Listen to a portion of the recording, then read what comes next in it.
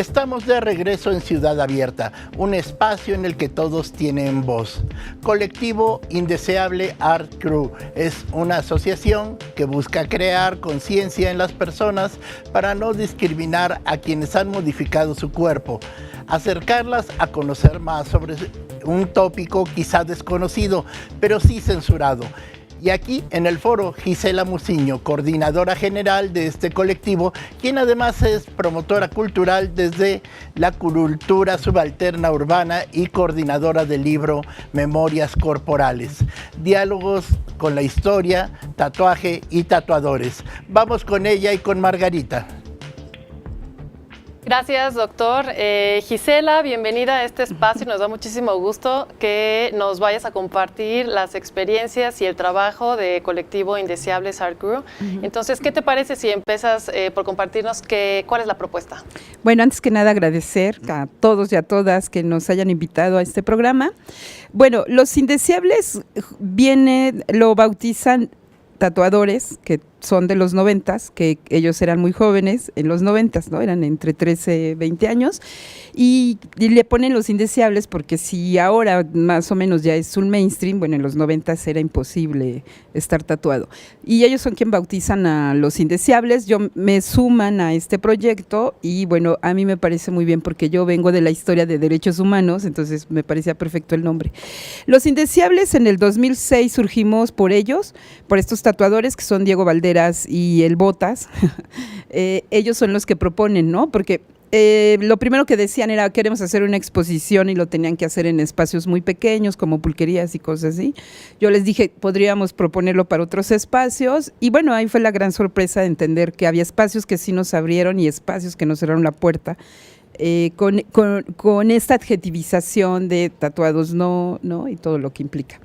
Y así surge, entonces nos fue muy bien en esa exposición, fue en 3 espacios, participaron un montón de tatuadores y después de ese espacio surgieron las jornadas culturales del tatuaje, que estas jornadas culturales del tatuaje lo que hacemos es hablarlo a través de la música, de análisis teorizados ya por académicos que han trabajado el tema. Tomamos un tema específico, hemos hablado sobre el inicio del tatuaje, memorias corporales, sobre el tatuaje japonés, entonces como todo este cruce tenemos invitados especiales internacionales a estos eventos, ¿no? Tatuadores japoneses y también tatuadores mexicanos que hacen estilos japoneses. Y bueno, en el 2008 lanzamos la campaña que se llama Ni todos ni todas, ¿no? Porque ni todos ni todas viven la misma discriminación, aunque todos y todas estemos tatuados. Claro. La discriminación en este país viene por una condición de clase, entonces es muy importante como tener presente que no es lo mismo que tengas una carrera universitaria, que tengas ciertos aspectos para que vivas la misma discriminación o no vivas discriminación, si eres de una condición mucho más, menos favorable, ¿no? Entonces, inclusive son mucho más criminalizados las y los jóvenes en espacios como Tepito o en espacios donde son de mayor violencia, si usas tatuajes, ¿no? Claro. A que si vas en Polanco, en un centro comercial, no hay ningún problema, también si tienes esta fenotipia aceptada, yo un poco lo decía Roberto. Pues creo que esto se conecta muchísimo con algo que acabas de mencionar, que es como la historia, los orígenes de del estigma respecto a los tatuajes y lo que nos quieras comentar al respecto, creo que es muy importante. Sí, de hecho llevamos, Lombroso fue el primero en clasificar esto de tatuajes y Lombroso es un médico, ¿no?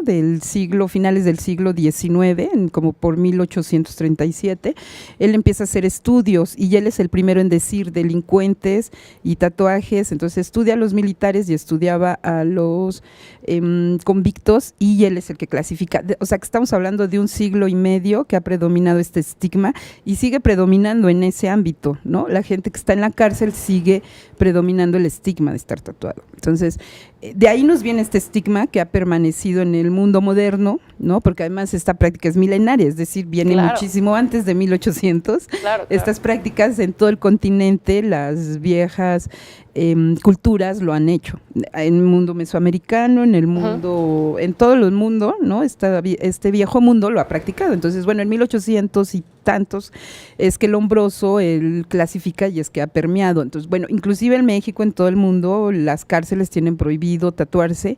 Sin embargo, es un derecho que la gente que está privada de su libertad lo ha hecho también, ¿no? O sea, desde que han existido las cárceles ha estado. Y yo creo que en eso quien ha hecho una muy buena crítica ha sido Michel Foucault en Vigilar y Castigar.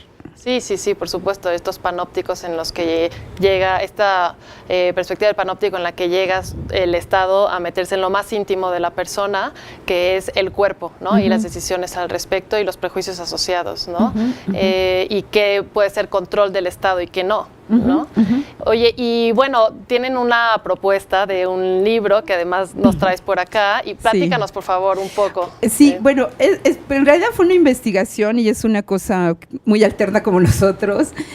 Surgió pues justo con las jornadas, las reflexiones, las fiestas, ¿no? Y todo esto. El pensar cómo es que surge en México el tema del tatuaje, porque los académicos se han clavado mucho en estudiar por qué nos tatuamos, ¿no? Pero nadie había tomado en consideración, ni los juvenólogos habían tomado en consideración a la comunidad de tatuadores. Entonces, de ahí vino como hacerles un homenaje, así decir, bueno, sin ellos no hubiera existido, no hubiera entrado el tatuaje a México.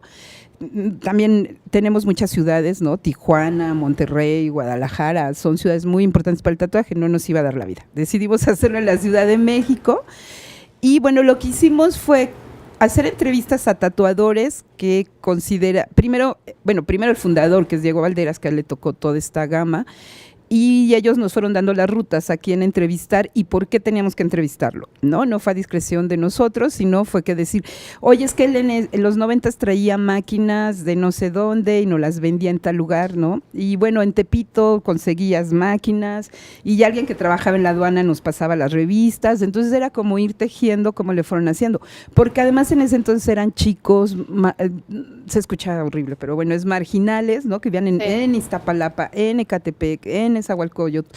Entonces eran como todos estos jóvenes en los 80s, 90s que empiezan a entrar, ¿no? Y que ahí se enlaza además con otros grupos, como son los punks o como son los chavos banda, también ahí se cruzan, ¿no?